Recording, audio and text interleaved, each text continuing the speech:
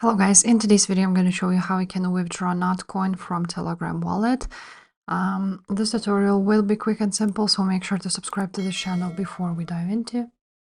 Now on Telegram wallet you want to go ahead and scroll down until you see more assets, and here you will see your Notcoin which you have.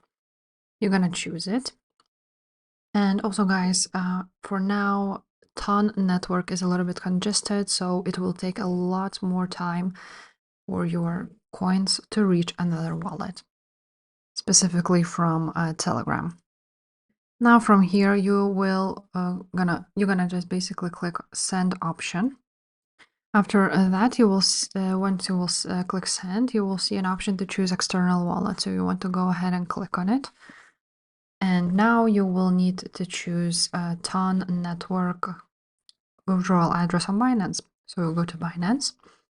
On Binance, you want to go ahead and click deposit. Of course, this doesn't have to be Binance, whatever exchange you're using. I'm just using Binance as an example. After that, you want to go ahead and find Notcoin, and you're gonna click Toncoin. And as you can see, they are currently experiencing high deposit volumes. So the network is now even suspended.